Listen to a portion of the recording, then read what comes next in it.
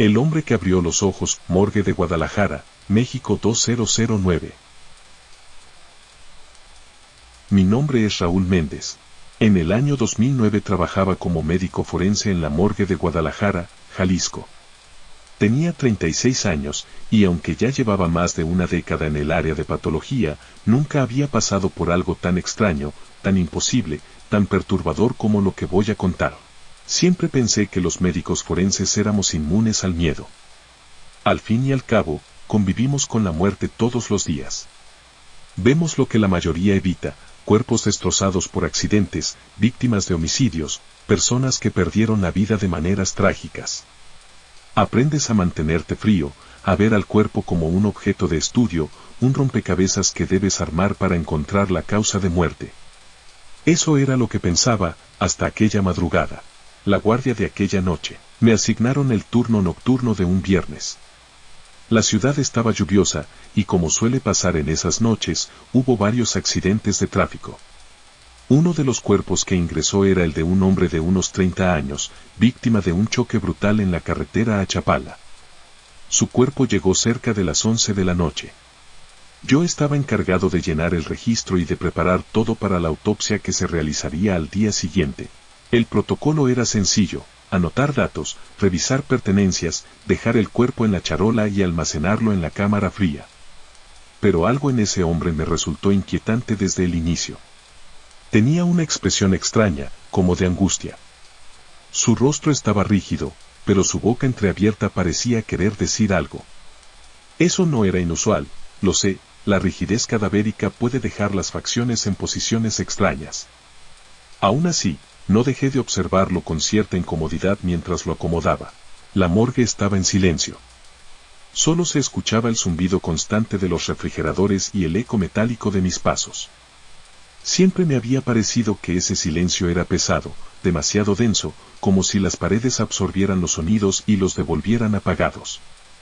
Esa noche se sentía aún más sofocante.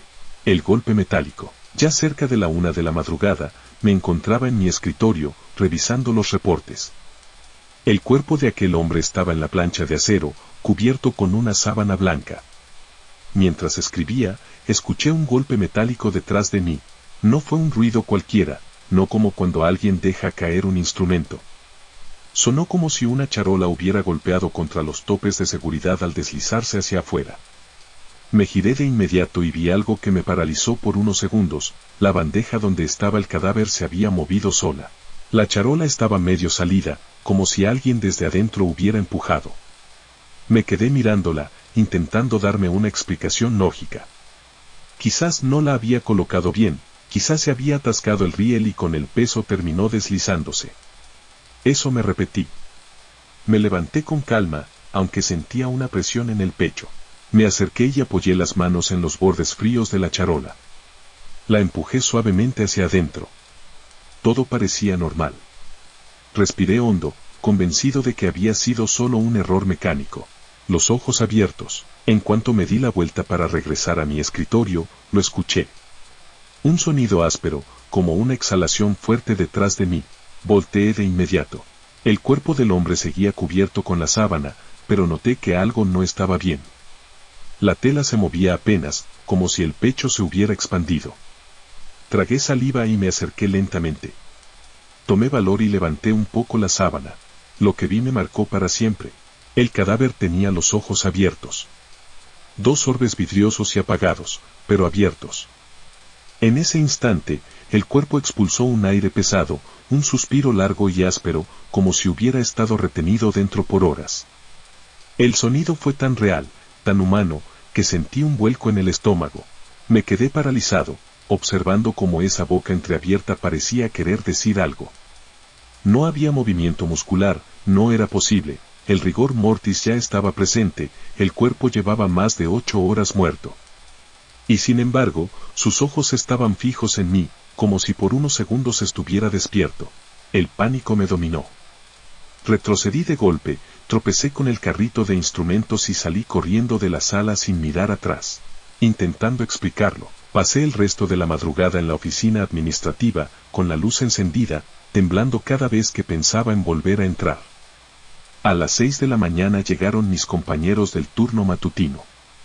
Les conté lo que había pasado, esperando que me dijeran que era algo normal, que podía explicarse científicamente. Uno de ellos me miró con seriedad y dijo, eso pasa a veces, dicen que el aire atrapado en los pulmones puede salir de golpe y mover un poco el cuerpo. Pero no. Yo sé lo que vi. No fue solo un aire expulsado. Ese hombre abrió los ojos.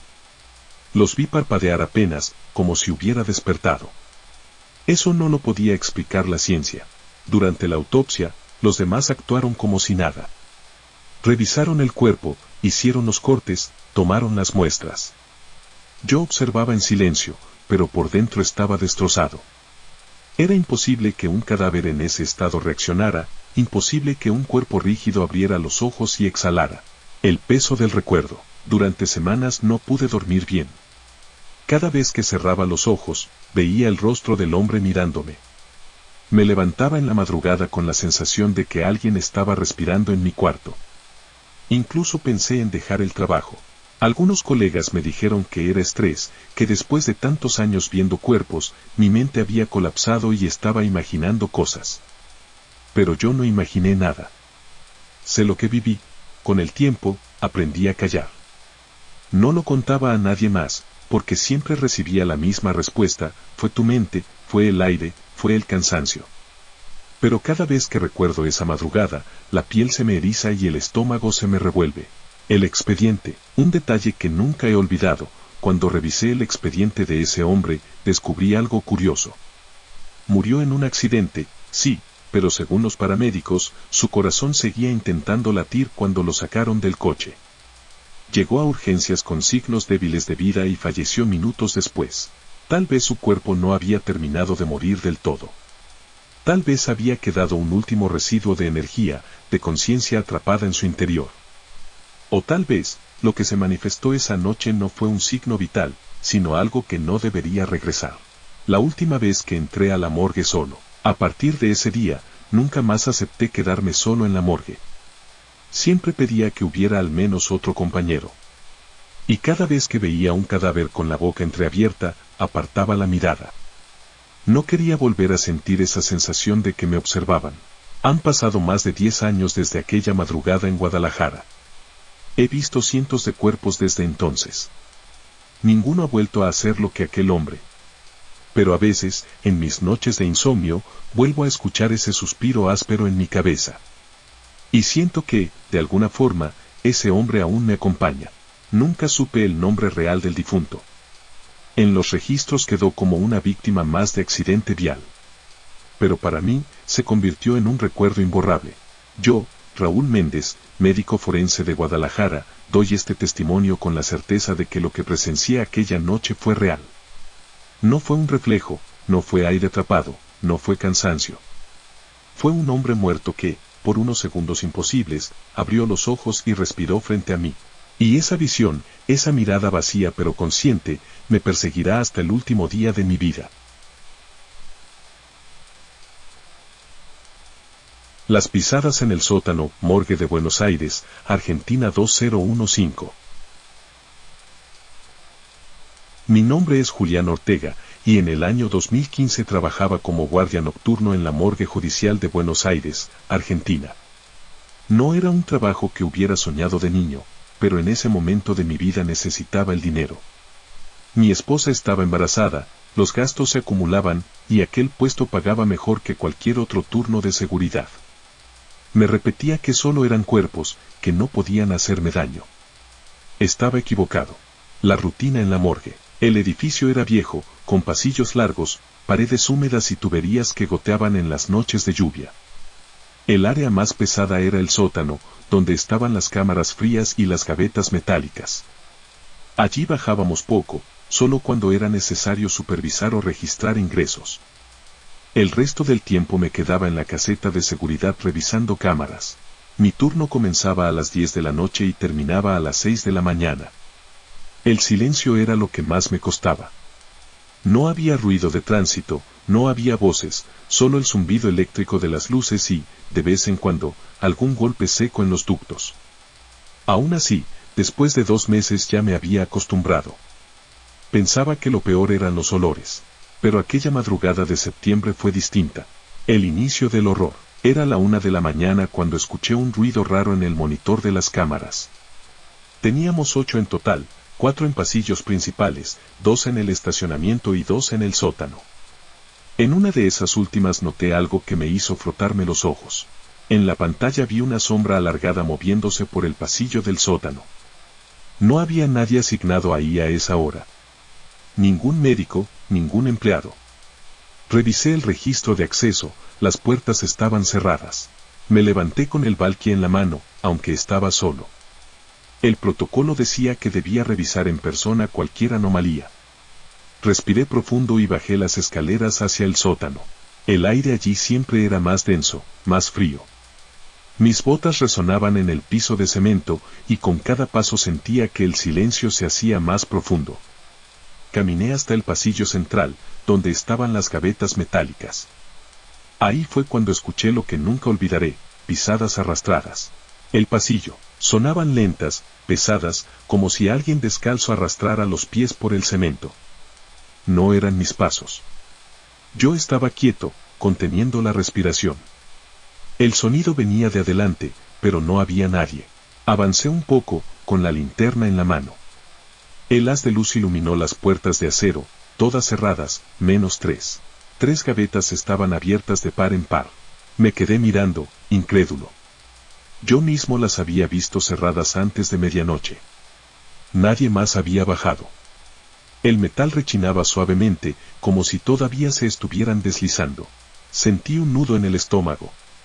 Me acerqué despacio y confirmé lo que temía. Los cuerpos seguían dentro, cubiertos por las sábanas blancas. No había signos de que alguien los hubiera tocado. Entonces, ¿cómo se habían abierto las gavetas? El regreso a la caseta. No quise quedarme más. Regresé casi corriendo a la caseta y me encerré, revisando de nuevo las cámaras. Lo que vi me hizo temblar de pies a cabeza. La sombra estaba ahí. Se movía lentamente por el pasillo, deteniéndose frente a cada gaveta. La imagen era clara, una figura oscura, sin rasgos definidos, como una silueta hecha de humo. Se paraba frente a una puerta y, al cabo de unos segundos, la gaveta se abría sola. Luego seguía hacia la siguiente. Sentí que me faltaba el aire.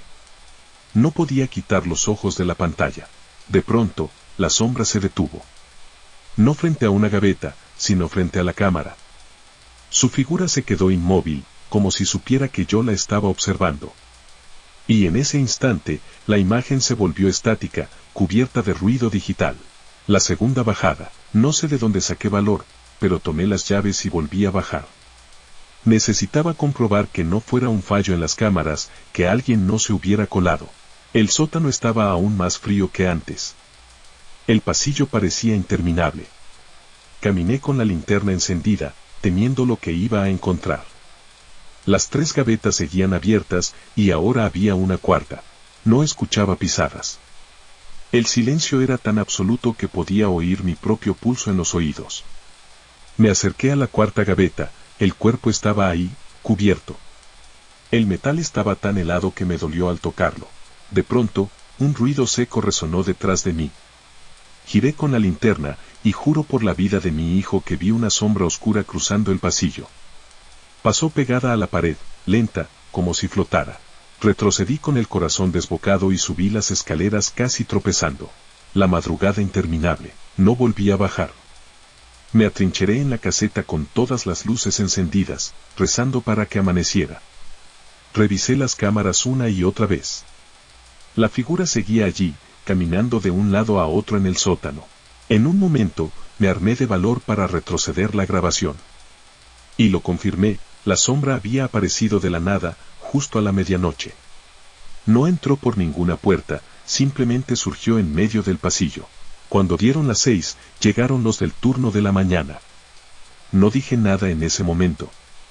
Solo entregué el informe sin mencionar la sombra ni las pisadas.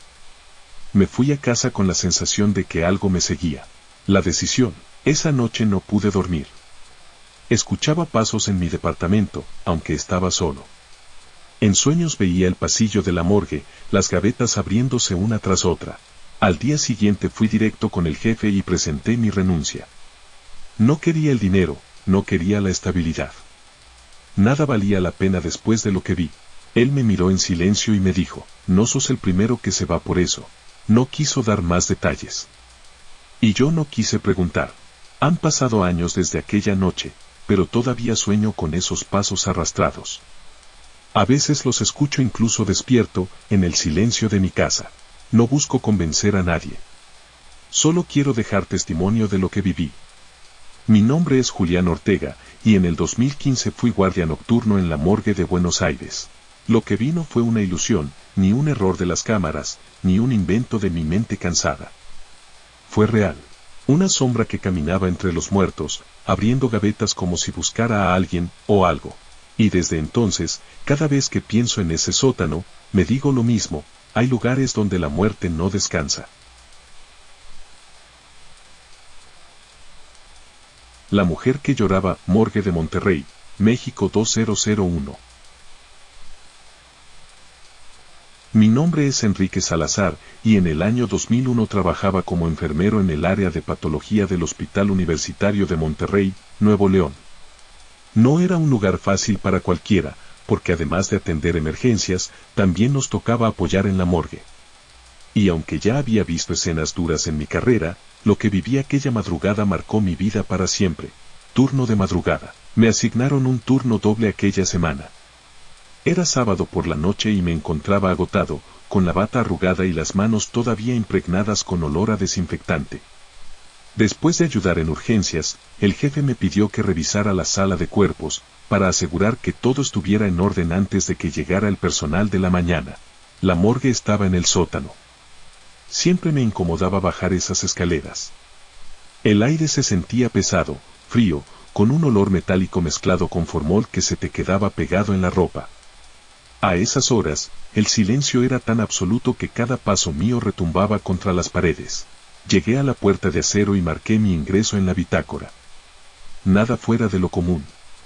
Respiré hondo y entré. El llanto. No había avanzado ni 5 pasos cuando escuché un sollozo. Al principio creí que era mi imaginación, un eco de cansancio en la cabeza. Pero pronto se volvió más claro, un llanto de mujer, suave, prolongado, lleno de dolor. Mi primera reacción fue pensar que algún familiar se había colado. No sería la primera vez, había casos de personas que, desesperadas por ver a su ser querido, encontraban la manera de entrar aunque no estuviera permitido. Encendí la linterna y avancé por el pasillo de las planchas de acero. El sonido se hacía más intenso.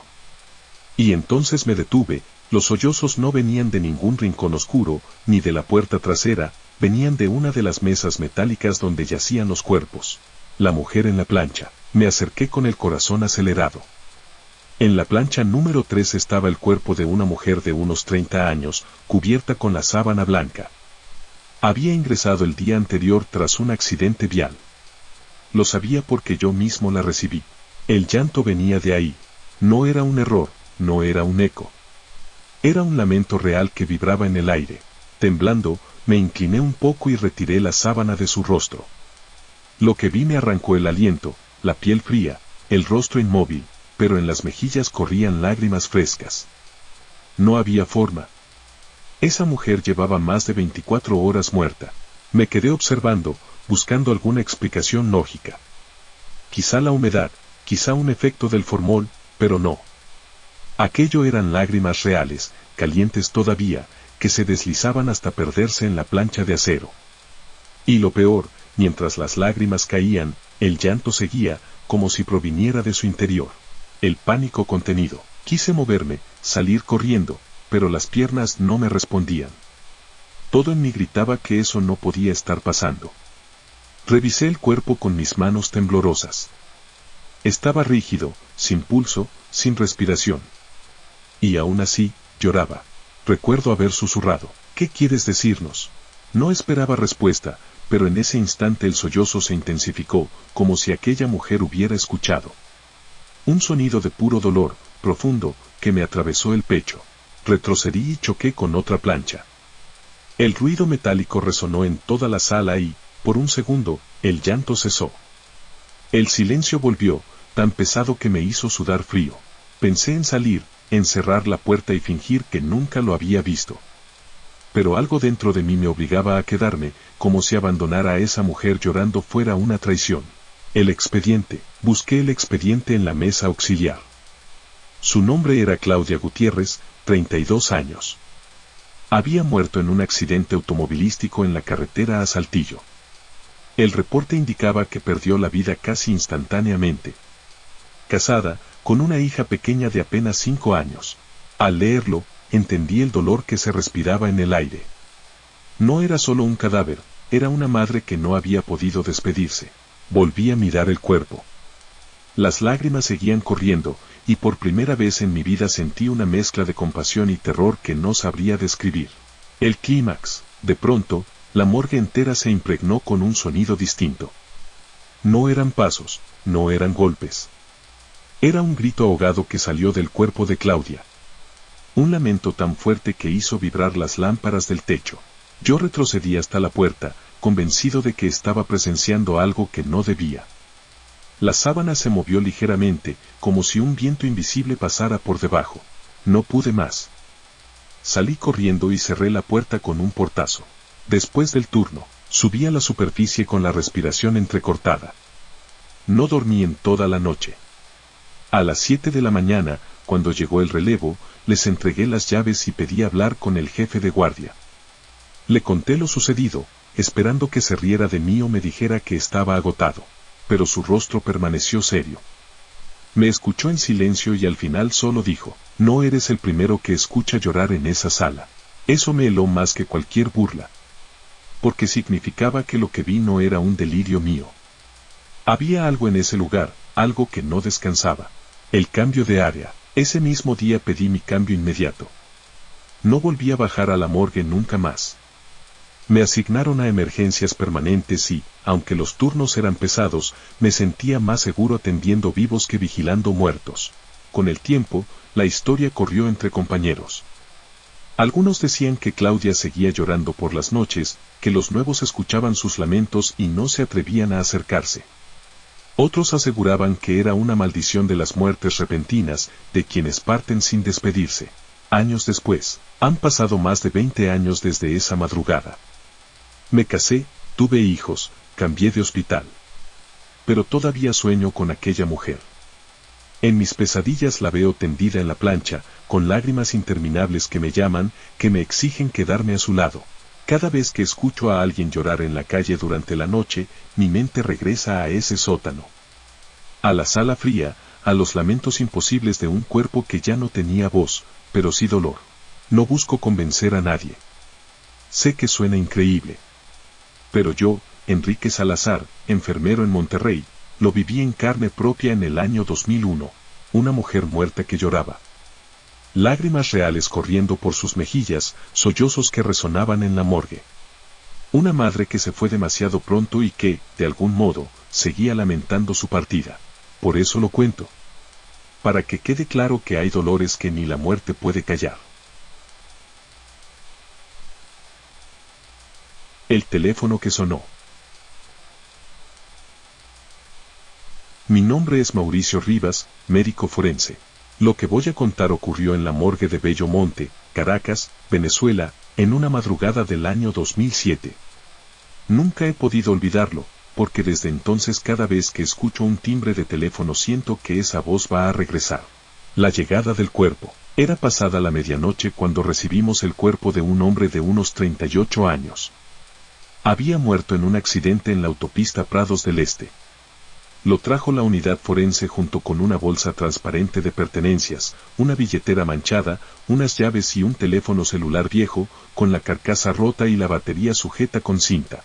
El protocolo era claro: registrar, sellar, dejar en custodia.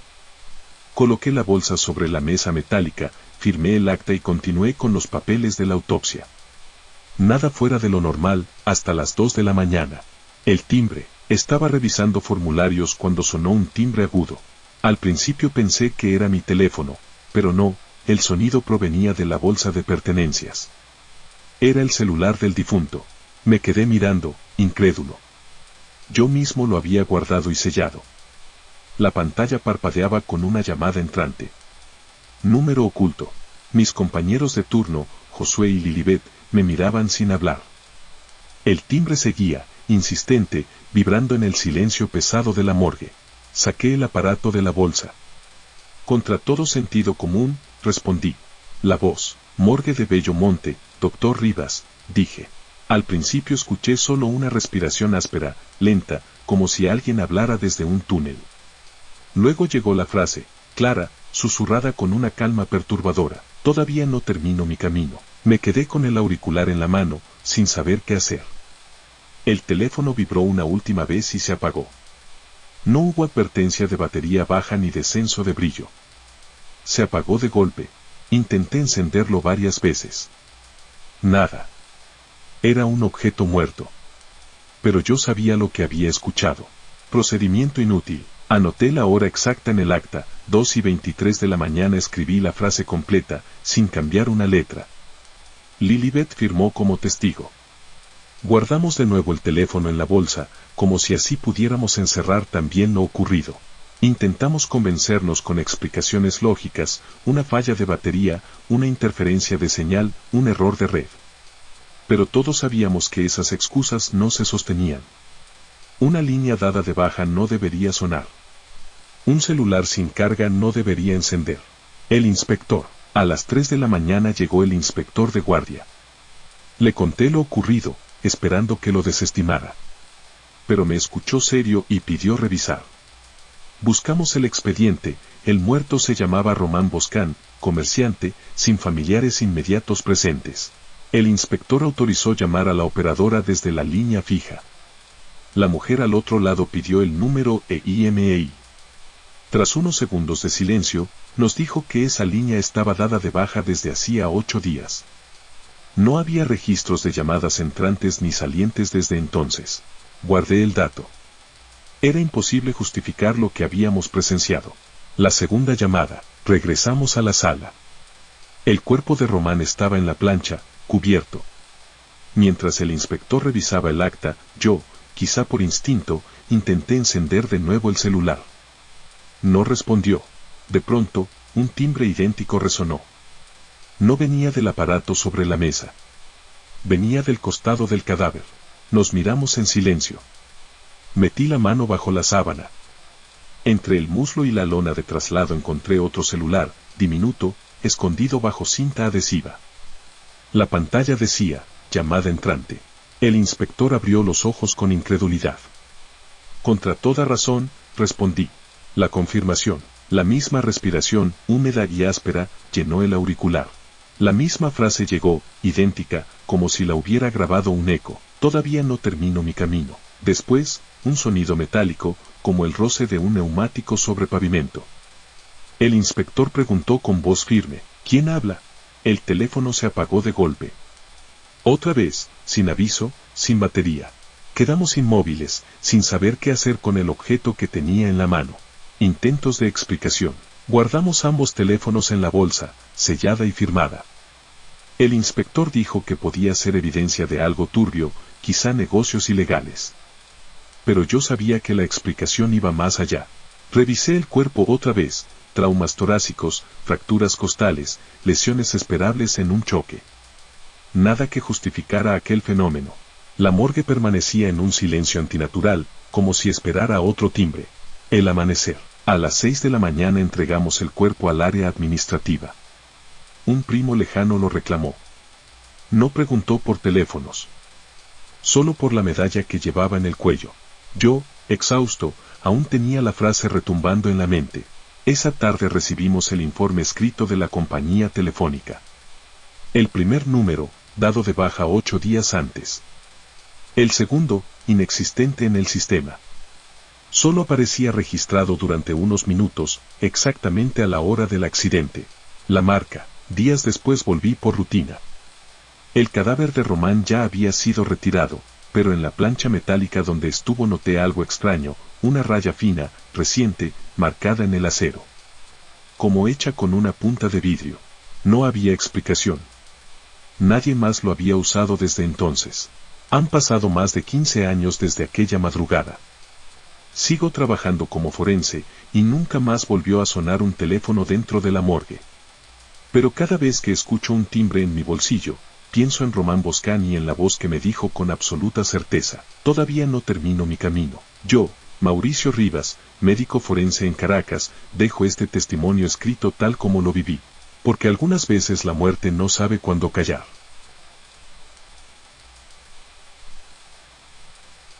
La sombra en la cámara fría, Morgue de Puebla, México 2013. Mi nombre es Ramiro Castañeda, y en el año 2013 trabajaba como técnico en la Morgue Central de Puebla, México. Mi labor consistía en registrar ingresos, preparar los cuerpos y supervisar la cámara fría donde se almacenaban hasta su autopsia o entrega. Nunca imaginé que algo tan rutinario me obligaría a renunciar a un empleo que pensé que tendría toda mi vida. La rutina. La morgue tenía dos áreas principales, la sala de autopsias y la cámara fría. Esta última era una habitación amplia, con paredes metálicas y estantes donde colocábamos los cuerpos en bolsas selladas. La temperatura rondaba los 4 grados. Yo había entrado cientos de veces, solo o acompañado, sin sentir miedo alguno. Mi turno comenzaba a las 7 de la noche y terminaba a las 5 de la mañana. Estaba acostumbrado a la soledad, al silencio pesado que se siente en los pasillos de los sótanos. Me repetía que lo único peligroso en ese lugar eran las fallas eléctricas o un congelador dañado, nunca los muertos. Pero aquella noche de agosto me demostró lo contrario. El primer avistamiento, eran cerca de las 2 de la mañana. Estaba revisando los registros en la mesa de control, cuando escuché un golpe suave proveniente de la cámara fría, como si alguien hubiera cerrado con fuerza una de las compuertas internas. Tomé la linterna y fui a revisar. Abrí la puerta y entré. El vapor helado me nubló la vista por un momento. Cuando la claridad volvió, noté algo que me hizo detenerme en seco. Una silueta oscura se movía lentamente entre los estantes. No era un reflejo ni un juego de luces. Era una forma humana, más densa que la penumbra misma, que avanzaba sin ruido. Me quedé paralizado, tratando de razonar. Parpadeé varias veces, y la sombra desapareció. Pensé que el cansancio me estaba jugando una mala pasada. Revisé las compuertas y salí lo más rápido que pude. El acomodo extraño. A la mañana siguiente, los compañeros del siguiente turno me preguntaron por qué los cuerpos estaban todos orientados hacia la puerta. Yo me quedé desconcertado. La noche anterior los había colocado en posiciones distintas, algunos de lado, otros boca arriba. No había forma de que se hubieran girado. Bromeé diciendo que quizá alguien había querido salir caminando. Ellos no rieron. Uno de los más veteranos murmuró: «¿Ya viste la sombra, verdad?». No respondí. La segunda noche, decidí no darle importancia. Pero al siguiente turno ocurrió algo peor. Estaba actualizando los registros en la computadora, cuando de pronto sentí una presión en la nuca, como si alguien estuviera respirándome encima. Me giré y no había nadie. Solo el reflejo de la cámara fría en el vidrio de la puerta. Y allí, en ese reflejo, vi claramente la figura oscura parada detrás de mí. Salté de la silla, volteé de golpe, y no había nada. El pasillo estaba vacío. Pero cuando volví a mirar el vidrio, la sombra seguía ahí, inmóvil, pegada a mi espalda. Abrí la puerta de golpe y la imagen desapareció. El testimonio de los demás. No fui el único. Esa semana, 2 compañeros más aseguraron haber visto la misma silueta moverse dentro de la cámara fría. Coincidían en describirla como una figura alta, sin rostro, con un contorno más oscuro que la propia oscuridad. Una de las secretarias del turno matutino se negó a volver a entrar después de que, al revisar la cámara, encontró que todos los cadáveres miraban fijamente hacia la puerta, como si esperaran algo. Ya no era su gestión personal. Algo estaba ocurriendo ahí adentro. La madrugada final. Mi renuncia llegó la tercera noche. Había bajado solo, con la intención de demostrarme que todo era producto del cansancio. Llevaba una libreta en la mano para anotar cualquier cosa. Entré a la cámara fría y comencé a revisar gaveta por gaveta. Todo parecía normal. Pero entonces, un ruido seco retumbó a mis espaldas, como si alguien hubiera dejado caer un objeto metálico. Me giré y vi la sombra, más clara que nunca, avanzando lentamente hacia mí. La linterna parpadeó y se apagó. El frío se volvió insoportable, al grado de dolerme los huesos. No podía moverme. Sentí como si esa cosa me envolviera. Y entonces, en el vidrio interior de la puerta, vi el reflejo más perturbador de mi vida. La silueta oscura estaba justo detrás de mí, alargando una mano que parecía rozar mi hombro. Corrí con todas mis fuerzas, empujando la puerta de metal. Caí de rodillas en el pasillo, jadeando. La decisión, no regresé a la cámara. Me quedé en la caseta de seguridad hasta que amaneció, temblando y mirando de reojo cada vez que pasaba frente al vidrio. Cuando llegó el jefe, le entregué mis llaves y pedí mi baja. Le conté lo ocurrido. Él solo me miró en silencio y dijo, no eres el primero que se va por eso. Esa frase fue la confirmación de que lo que vi no era un producto de mi mente. Han pasado 10 años desde entonces y aún sueño con aquella silueta. En mis pesadillas, la sombra sigue parada detrás de mí, reflejada en un vidrio que nunca se borra. Yo, Ramiro Castañeda, técnico de la morgue de Puebla, dejo este testimonio porque sé que lo que presencié fue real. No eran alucinaciones ni cansancio. Era algo que habitaba en la cámara fría, algo que se alimentaba del silencio y de la muerte. Y aunque me alejé de ese lugar, sé que mientras haya cuerpos mirando hacia la puerta, esa sombra seguirá esperando a alguien más. El niño en la plancha, Morgue de Lima, Perú 1998. Mi nombre es Hernán Gutiérrez, soy médico forense y trabajé en la Morgue Central de Lima, Perú, a finales de los años 90. En mi carrera vi cosas que marcaron mi vida, pero lo que presencié en 1998 superó cualquier límite de la lógica. No importa cuánto tiempo pase, siempre que pienso en esa madrugada me pregunto si realmente estaba solo en aquella sala. El ingreso del cuerpo. La noche comenzó como tantas otras. Eran cerca de las 11 cuando recibimos el cuerpo de un niño, no tendría más de 8 años. Había muerto en un accidente automovilístico en la avenida Javier Prado. Lo ingresaron con la ropa aún manchada y los zapatos destrozados. Yo debía llenar los informes, revisar pertenencias y dejar el cuerpo preparado para la autopsia del día siguiente. No era común que llegaran cadáveres infantiles, y cada vez que ocurría, el ambiente se volvía más pesado. Nadie quiere ver a un niño en una morgue. Lo coloqué en una plancha de acero, lo cubrí con la sábana reglamentaria y pasé a mi escritorio, que quedaba al fondo de la sala. Encendí la lámpara y comencé a escribir. El primer momento extraño. Eran ya las 12:30 de la madrugada cuando levanté la vista para descansar la vista. Y entonces lo vi. El niño ya no estaba recostado. Estaba sentado en la plancha, con las piernas colgando y la cabeza inclinada hacia un lado. Sus ojos, abiertos, estaban fijos en mí. El bolígrafo se me resbaló de la mano. Sentí que la garganta se me cerraba. La imagen era demasiado clara para ser un reflejo o una ilusión. La sábana caía por sus hombros y sus manos pequeñas se apoyaban en el borde metálico. Me levanté de golpe, y en el movimiento, volteé apenas unos segundos hacia la mesa donde tenía los papeles. Cuando regresé la vista, el niño estaba otra vez acostado, cubierto hasta el cuello como lo había dejado. El intento de explicación, me obligué a pensar que había sido producto del cansancio. Llevaba demasiadas horas en turno, quizá mi mente jugaba conmigo. Sin embargo, no pude dejar de mirar constantemente hacia la plancha, esperando que volviera a ocurrir. Encendí otra lámpara para iluminar mejor, como si la claridad pudiera alejar la imagen. Continué escribiendo, pero cada palabra me costaba un esfuerzo enorme. No podía dejar de pensar en esos ojos fijos en mí. El corredor. Cerca de la 1 de la mañana escuché pasos en el pasillo.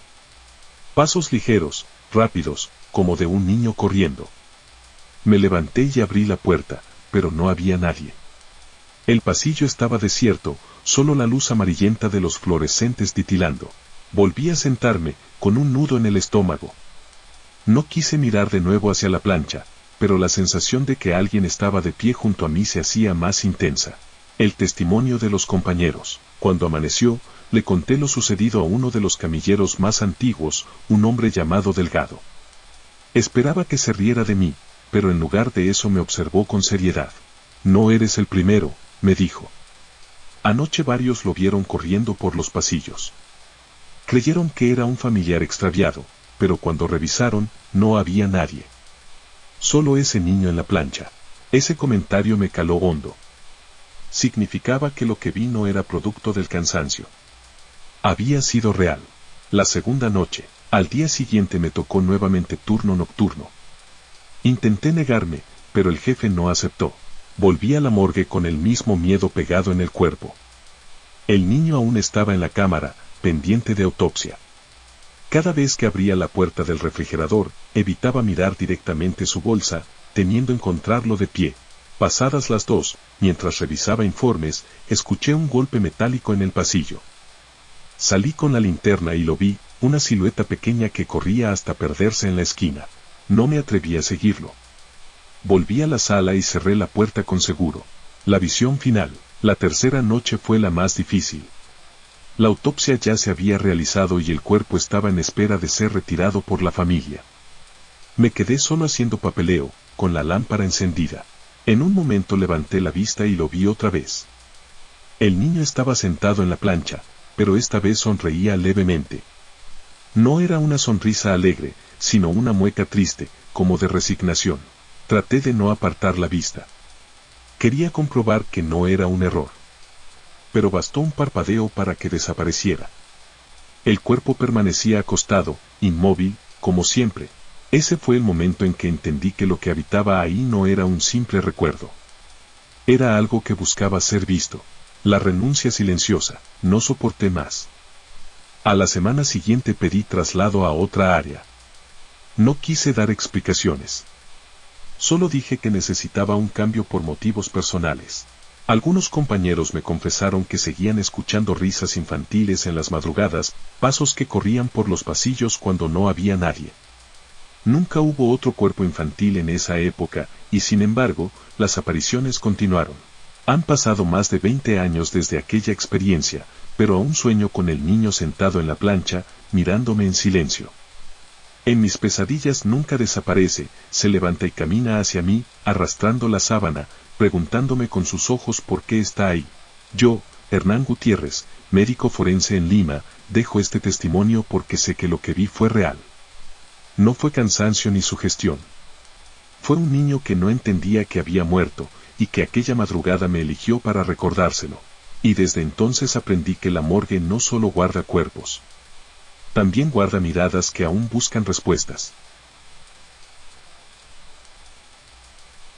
El silbido en la madrugada, morgue de Ciudad de México 2018.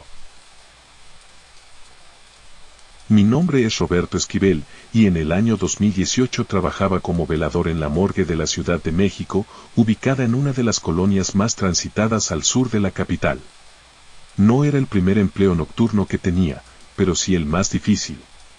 Nunca imaginé que, en un lugar donde reinaba el silencio de los muertos, iba a escuchar el sonido más perturbador de mi vida. El trabajo de velador. Mi labor era sencilla en teoría, vigilar que nadie entrara o saliera sin autorización, hacer rondas cada hora por los pasillos y verificar que las cámaras y puertas estuvieran cerradas. A las 3 de la madrugada siempre sentía que el aire se volvía más denso. No había tráfico, no había ruido, y el edificio parecía sostener una calma artificial que me incomodaba. Yo me repetía que no pasaba nada. Que eran solo cuerpos. Cuerpos que ya no tenían voluntad. Pero con el tiempo aprendí que no todo en la morgue estaba tan quieto como aparentaba. La madrugada del silbido. Era 12 de octubre de 2018. Esa noche había llovido y el aire entraba húmedo por las rendijas. Yo estaba sentado en mi silla de guardia, tomando café para mantenerme despierto. El reloj marcaba las 3 de la mañana cuando escuché un silbido. No era un ruido de tuberías ni de viento. Era un silbido humano, claro, con un tono casi juguetón, como cuando alguien quiere llamar tu atención. Provenía de la sala de necropsias. Me levanté convencido de que algún compañero estaba bromeando. Tomé la linterna y caminé hasta el pasillo. El eco del silbido se repetía, cada vez más definido. Empujé la puerta metálica y entré. La sala estaba vacía. Las luces fluorescentes parpadeaban débilmente. Revisé cada rincón, incluso abrí la puerta de la cámara fría. Nadie. Ni un solo movimiento. El silencio volvió. El soplo, molesto por haber perdido tiempo, regresé a mi silla frente a la caseta. Me acomodé y suspiré aliviado. Pero justo cuando estaba a punto de cerrar los ojos un segundo, sentí algo imposible, un soplo directo en la nuca. Me erguí de inmediato. Era el aliento frío y húmedo de alguien parado justo detrás de mí. Giré con brusquedad, y no había nadie. El corazón me martillaba. Y en ese instante escuché un estruendo metálico en la sala de necropsias. Corrí con la linterna en mano y lo vi con mis propios ojos. Una de las gavetas metálicas se cerró de golpe, con tanta fuerza que el sonido resonó en todo el sótano. Me quedé mirando, incrédulo, sabiendo que no había nadie dentro para moverla. La duda, esa noche no pude seguir tranquilo. Revisé cámaras de seguridad, pero ninguna mostraba algo extraño. Solo yo había visto y sentido lo ocurrido. Me debatía entre pensar que estaba perdiendo la cordura o aceptar que algo inexplicable rondaba esas instalaciones. Pasé el resto del turno inquieto, esperando escuchar de nuevo el silbido. No volvió, pero la sensación de que alguien estaba allí conmigo no me abandonó. Comentarios de los compañeros. Al día siguiente, durante el cambio de turno, comenté lo ocurrido. Esperaba burlas, pero uno de los técnicos me observó en silencio y me dijo, ¿también lo escuchaste? Me quedé helado. Él relató que semanas antes, a la misma hora, había oído un silbido idéntico. No lo mencionó a nadie porque no quería problemas con el jefe. Otro compañero agregó que una vez vio una gaveta cerrarse sola, pero prefirió no darle importancia. En ese momento comprendí que no era mi imaginación. Lo que había pasado aquella noche ya lo habían vivido otros. Las noches siguientes, regresé a trabajar, aunque cada madrugada esperaba con miedo el silbido. Y ocurrió de nuevo. A las 3 en punto, la misma tonada se escuchó, más clara, más cercana. Me armé de valor y no fui a la sala. Me quedé quieto, esperando. El silbido se interrumpió y, en lugar de eso, escuché pasos que se acercaban lentamente por el pasillo. Pasos firmes, pero invisibles. La puerta metálica de la sala se estremeció como si alguien la hubiera empujado desde dentro. No aguanté más. Tomé mis cosas y pasé el resto de la noche en la entrada del edificio, negándome a bajar otra vez al sótano. El límite, el colmo llegó la cuarta noche. Estaba revisando papeles cuando sentí nuevamente el soplo en la nuca. Esta vez no fue breve. Permaneció varios segundos, frío, pegajoso, como un aliento humano. Me levanté bruscamente y la silla cayó al suelo. Frente a mí, las luces parpadearon y todas las gavetas emitieron un chirrido como si se movieran al mismo tiempo. El aire olía a hierro, denso y pesado. Me fui de inmediato a la oficina superior y permanecí allí hasta el amanecer. Al entregar el turno pedí mi cambio sin dar detalles. Solo dije que no podía seguir en ese lugar. Nunca más volví a pisar esa morgue. Con los años escuché rumores de otros veladores que también pedían cambio tras pocas semanas. Todos coincidían en la misma hora, las 3 de la madrugada. Yo, Roberto Esquivel, velador en la morgue de la Ciudad de México, soy testigo de que esa madrugada de 2018 escuché un silbido imposible, sentí un soplo en la nuca y vi una gaveta cerrarse sin que nadie la tocara. Desde entonces sé que, aunque la muerte parezca silencio absoluto, en algunos lugares todavía hay quienes quieren hacerse escuchar.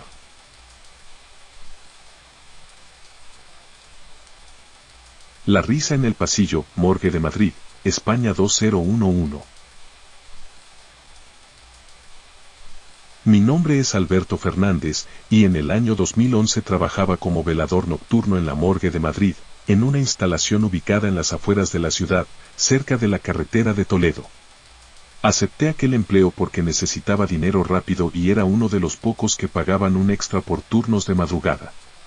No pensé demasiado en lo que significaba pasar 8 horas rodeado de cuerpos sin vida, hasta que entendí que la muerte no siempre se queda quieta.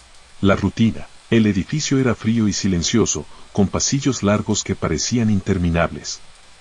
Mi trabajo consistía en dar rondas cada hora, revisar las cámaras frías y asegurar que las puertas estuvieran cerradas. Al principio me acostumbré a la soledad. Siempre llevaba un termo de café y un pequeño radio para distraerme. En los registros de esa semana no había nada fuera de lo común: adultos mayores fallecidos por enfermedad, víctimas de accidentes de tráfico, 2 casos de sobredosis. Ni un solo niño. Recuerdo haber pensado que era una semana tranquila. pero la madrugada del 15 de noviembre me demostró lo contrario. La primera risa. Eran exactamente las 3 de la mañana cuando escuché algo que me hizo soltar la taza de café. Una risa infantil resonó en el pasillo central. No era un eco de radio ni un ruido de tubería. Era una carcajada limpia, aguda, la de un niño de unos 6 o 7 años. Sonaba como cuando corren por un patio de escuela. Me quedé quieto, con los oídos atentos.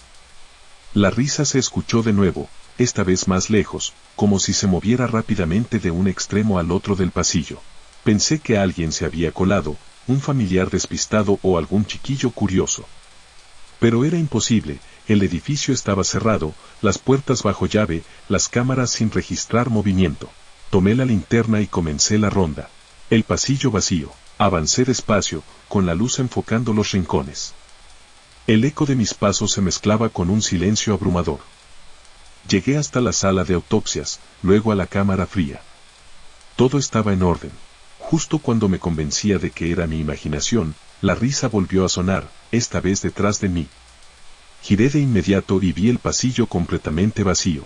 La luz fluorescente parpadeó un par de veces y todo quedó inmóvil. Sentí un nudo en el estómago. Regresé a mi puesto sin encontrar nada. La segunda vez, quise olvidarlo, pero al siguiente turno ocurrió de nuevo. Eran las mismas horas, poco después de las 3. Estaba sentado revisando papeles cuando escuché pasos pequeños, ligeros, acompañados de aquella risa. Corrí al pasillo y la linterna iluminó el suelo. Había marcas de humedad en el mosaico, como si unos pies descalzos hubieran corrido hasta la esquina. Me acerqué con el corazón acelerado, pero las huellas se detenían de golpe, sin seguir hacia ningún lado. Me obligué a anotar todo en la bitácora. No quería que pensaran que me lo inventaba. El comentario del compañero. Al terminar mi turno, comenté lo ocurrido con un compañero más veterano. Me escuchó serio y solo me dijo, no eres el primero. A veces se escucha. Le pregunté si habían ingresado niños recientemente. Negó con la cabeza. Según los registros, no había cuerpos infantiles desde hacía meses. Entonces, ¿qué escuché? Le insistí. Eso es lo que nadie quiere responder, dijo bajando la voz. La tercera noche. La tercera vez fue la más perturbadora. Estaba haciendo la ronda con normalidad, cuando la risa estalló justo frente a la puerta de la cámara fría. Era tan clara que parecía que el niño estuviera jugando al otro lado. Me armé de valor y abrí. El aire helado me golpeó en la cara. Los cuerpos estaban en sus lugares, todos adultos, todos en silencio. Caminé entre las planchas metálicas, revisando cada rincón. Fue entonces cuando escuché la risa otra vez, pero esta vez dentro de la cámara, resonando entre las paredes de acero. El sonido se movía detrás de mí, luego a mi lado, como si el niño corriera a mi alrededor. Salí casi corriendo y cerré la puerta con fuerza. El eco de la risa siguió unos segundos, apagándose lentamente hasta desaparecer. El soplo en la nuca. Al volver a mi silla, aún con el pulso desbocado, intenté concentrarme en mis notas. No pasaron ni 10 minutos cuando sentí un soplo frío en la nuca, como si alguien estuviera detrás de mí. Giré de golpe y el pasillo estaba vacío. Ese fue el límite. Supe que no era imaginación. Había algo más conmigo en ese edificio, algo que jugaba a hacerse notar. El registro imposible. Al día siguiente pedí acceso a las grabaciones de las cámaras de seguridad. Quería comprobar que no estaba enloqueciendo. En el video de esa madrugada se me ve entrar a la cámara fría. Estoy solo, revisando las planchas. Pero lo inquietante es lo que se escucha en el audio, una risa infantil clara, que no proviene de mí. Llevé la grabación a mi jefe. La revisó en silencio y al terminar me dijo, esto no debe salir de aquí. ¿Entendido? Lo entendí. Y entendí también que no era el primero ni sería el último en vivirlo. Las últimas noches, durante los siguientes turnos, el fenómeno se repitió. A veces eran pasos rápidos, otras veces la risa lejana. Nunca logré ver nada. Solo sonidos, huellas que aparecían y se borraban, y esa presencia invisible que me rondaba. Lo más extraño ocurrió una madrugada, cuando escuché que alguien murmuraba mi nombre entre risas. Alberto. Esa noche decidí que no podía seguir. La renuncia. A la semana pedí mi cambio de área. No di detalles, solo alegué problemas de salud. No quería que pensaran que estaba loco. Desde entonces no he vuelto a pisar una morgue. Pero cada vez que paso por un pasillo largo y vacío, juro que escucho aquella risa de nuevo, alejándose y acercándose, como un juego sin fin. Han pasado más de 10 años desde esa experiencia. Nunca he contado esto abiertamente, porque temo que me tomen por loco. Pero lo que viví fue real. Yo, Alberto Fernández, velador en la morgue de Madrid en 2011, escuché la risa de un niño que jamás estuvo registrado, corrí tras pasos que no dejaban rastro y sentí el soplo de alguien que no debía estar allí. Y desde entonces sé que en algunos pasillos, aunque estén llenos de muertos, todavía hay alguien que ríe en la oscuridad.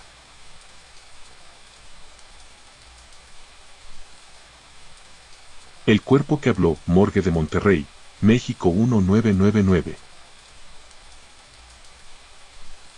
Mi nombre es Esteban Morales, y en el año 1999 trabajaba como enfermero auxiliar en la morgue del Hospital Universitario de Monterrey, Nuevo León. En ese entonces tenía 27 años, era joven y con poca experiencia en el área de patología. Mi trabajo consistía en trasladar cuerpos, ayudar a los médicos forenses y mantener en orden las salas. Creí que nada podía sorprenderme después de meses lidiando con la muerte, pero una madrugada entendí que la muerte también puede hablar. El ambiente de la morgue. La morgue estaba en un sótano al que pocos querían bajar. El olor a formol, el eco de los pasos y el frío constante hacían que cualquiera se sintiera incómodo. Pero a mí me gustaba la calma, no había familiares gritando, no había caos como en urgencias. Esa semana habíamos recibido varios cuerpos por accidentes de tráfico. Entre ellos, un hombre de unos 40 años que había muerto tras ser atropellado en la Avenida Constitución. Fue ingresado la tarde anterior, y mi tarea era acomodarlo en la cámara fría en espera de la autopsia programada. La madrugada del suceso, eran cerca de las 2 de la mañana cuando bajé solo a la morgue. Tomé la camilla y arrastré el cuerpo dentro de la bolsa negra. El lugar estaba en silencio absoluto, salvo por el zumbido eléctrico de los refrigeradores. Me agaché para ajustar la bolsa y colocar bien los brazos del difunto, que estaban rígidos por el tiempo transcurrido. Fue en ese momento cuando lo escuché. Una voz débil, casi un suspiro, salió del interior de la bolsa. Me duele. Sentí que el corazón me golpeaba en el pecho. Retrocedí de inmediato, mirando la bolsa sin atreverme a abrirla. El sonido había sido claro, humano, imposible de confundir. Me acerqué de nuevo, temblando, y con manos torpes abrí el cierre hasta la mitad. El rostro inmóvil del hombre apareció, con la piel pálida y los labios entreabiertos. Estaba muerto, sin duda. Pero juraría que esa voz había salido de ahí. La comprobación. Con una linterna revisé pupilas, respiración, pulso. Nada. El cuerpo llevaba más de 24 horas sin signos vitales. La rigidez era evidente. No había forma de que pudiera emitir palabras. Me quedé de pie, tratando de racionalizarlo. Pensé en un escape de aire atrapado en los pulmones, en un efecto del rigor mortis. Pero la frase había sido clara, articulada, me duele. No era un gemido. No era aire. Era lenguaje. El silencio roto. Mientras seguía observando, un ruido seco me hizo girar, una de las gavetas metálicas se había cerrado sola con un estruendo. El eco retumbó en la sala y sentí que algo invisible llenaba el ambiente, como si no estuviera solo. Terminé de meter el cuerpo a la cámara sin mirar atrás. Cerré la puerta con más fuerza de la necesaria y subí las escaleras casi corriendo. El intento de contarlo. Al amanecer, se lo conté a un compañero más veterano. Me escuchó en silencio y luego murmuró, aquí pasan cosas, pero no conviene hablar demasiado. Le insistí en que había escuchado claramente la voz. Solo me respondió, algunos dicen que los muertos sienten el corte antes de la autopsia. Otros creen que no todos aceptan que ya están del otro lado. No supe qué responder. Las noches siguientes, durante los días siguientes, cada vez que bajaba a la morgue, me invadía la sensación de que alguien me observaba. No escuché de nuevo la voz, pero a menudo me parecía ver sombras moverse entre las camillas. Dormía mal, con pesadillas en las que aquel hombre me hablaba desde dentro de la bolsa, repitiendo una y otra vez que le dolía. El día de la autopsia, cuando le tocó la autopsia al mismo cuerpo, estuve presente. El médico forense comenzó a trabajar mientras yo tomaba nota. La sala estaba en silencio, solo el sonido de los instrumentos. En un momento, mientras hacían la incisión inicial, un aire áspero salió del cuerpo, como un suspiro. Todos lo escuchamos. El médico dijo con calma que era normal, que los pulmones aún podían soltar gases. Pero para mí no era lo mismo.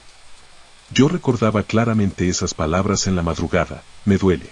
Ese día confirmé que no podría seguir mucho tiempo en ese lugar. La renuncia. Semanas después presenté mi renuncia. Alegué problemas de salud, aunque la verdad era otra. No podía seguir bajando a esa morgue con la idea de que, en cualquier momento, otro cuerpo podía hablarme. Han pasado más de 20 años y aún recuerdo esa voz como si la hubiera escuchado ayer. No fue un ruido extraño, no fue imaginación. Fue un hombre muerto diciéndome que le dolía. Yo, Esteban Morales, enfermero en Monterrey, dejo este testimonio porque lo viví en carne propia en 1999. Desde entonces estoy convencido de que en las morgues no solo se guardan cuerpos, también permanece algo más, algo que todavía puede hacerse escuchar. El muerto que llamó por mi nombre, Morgue de Tijuana, México 2006. Mi nombre es Jorge Ramírez, y en el año 2006 trabajaba como camillero en la morgue de Tijuana, Baja California. Tenía apenas 29 años, y aunque ya estaba acostumbrado a la rutina de mover cuerpos de un lado a otro, nunca pensé que la muerte me iba a hablar directamente, mucho menos llamándome por mi propio nombre. La rutina nocturna. Los turnos de noche eran siempre pesados. El silencio del edificio se volvía asfixiante, y el olor a químicos impregnaba la ropa de tal forma que ni lavándola 3 veces se iba del todo. Mi trabajo era trasladar los cuerpos desde las salas de ingreso hasta la cámara fría o la mesa de necropsias, dependiendo de la orden. Los pasillos de la morgue parecían interminables. Las lámparas fluorescentes titilaban, y cada puerta cerrada parecía ocultar un secreto. Nunca me había sentido intimidado por los muertos. Siempre repetía lo mismo, ellos ya no pueden hacer nada. Pero esa frase se me borró de la cabeza una madrugada de octubre. El traslado. Esa noche me tocó recibir un cuerpo de un hombre de unos 50 años, víctima de un ataque armado. Lo coloqué en la camilla y lo cubrí con la sábana blanca. El protocolo me indicaba llevarlo a la sala de necropsias, donde los forenses lo revisarían al día siguiente. Empujaba la camilla con calma, escuchando únicamente el rechinar de las llantas sobre el piso. El pasillo estaba desierto. Todo era normal, hasta que al pasar frente a la sala de necropsias escuché algo que me detuvo en seco. Una voz, clara, grave, humana. Jorge. La primera vez, me quedé mirando la puerta cerrada. Pensé que era alguno de mis compañeros, tal vez jugando una mala broma. Pero eran casi las 2 de la mañana y yo sabía que estaba solo en esa sección. Abrí la puerta y encendí la luz. La sala estaba en silencio. Sobre las planchas había varios cuerpos cubiertos con sábanas, alineados como siempre. Nadie más estaba allí. Revisé detrás de las mesas, en los armarios, incluso en el baño contiguo. Nada. Me repetí que debía estar cansado, que había imaginado la voz. Regresé al pasillo y continué empujando la camilla. El segundo llamado. No había avanzado ni 10 metros cuando la voz volvió a sonar. Jorge. Esta vez más cerca, más nítida, como si alguien estuviera justo detrás de mí. Me giré con brusquedad. El pasillo estaba vacío. Solo la camilla conmigo y el cuerpo cubierto. El sudor me corría por la frente. Apreté el paso y dejé el cadáver en la sala de necropsias, tratando de convencerme de que todo era mi imaginación. La tercera vez, cuando salí y cerré la puerta, escuché el llamado una vez más, ahora con un tono distinto, como una orden. Jorge, ven. El aire se me atascó en los pulmones. No era una voz que resonara en mi mente, era un sonido real, que vibraba en las paredes. Abrí de nuevo la sala, temblando. Los cuerpos seguían en su sitio, cubiertos. Di un paso dentro, y en ese instante las lámparas parpadearon. El silencio era absoluto, pero yo podía sentirlo. Alguien, o algo, me estaba observando. El reflejo. Caminé hasta la mesa central para revisar el cuerpo que había dejado. La sábana cubría todo, pero al inclinarme, en el reflejo metálico de la mesa vi claramente una figura de pie detrás de mí. Me giré de golpe. No había nadie. El reflejo desapareció. Sentí un frío intenso recorriéndome el cuerpo. Apreté los dientes y salí de la sala sin mirar atrás. La duda, el resto de la noche no logré concentrarme. Me quedé sentado en la caseta de seguridad, con las luces encendidas, repasando lo ocurrido. ¿Era posible que hubiera escuchado mal? ¿Que la voz viniera de otra parte del edificio? No. Era imposible. Aquella voz me llamó por mi nombre, con claridad. Lo más perturbador era que en los registros solo aparecía un muerto ingresado en esas horas, el hombre que yo había trasladado. Lo que me contaron después. Al día siguiente, reuní valor y le conté a un compañero lo sucedido. Esperaba que se riera de mí. Pero su reacción fue distinta, se puso serio y me dijo que no era el primero en escucharlo. Aquí a veces llaman por tu nombre, me explicó. No sabemos cómo, pero siempre es en la sala de necropsias. A algunos les pasa una sola vez, a otros varias. Me quedé en silencio. Sus palabras confirmaban lo que yo no quería aceptar.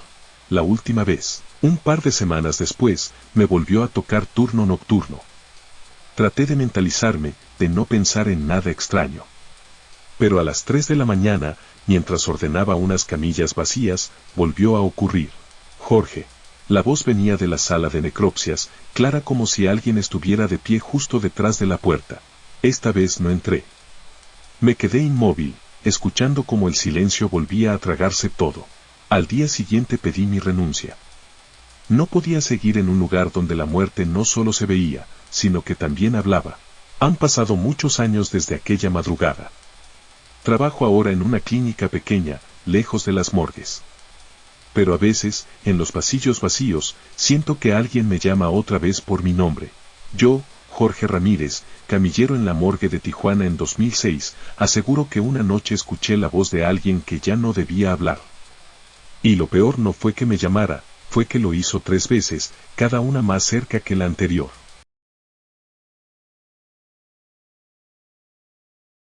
Muchas gracias, te invito a suscribirte y darle like si quieres más historias.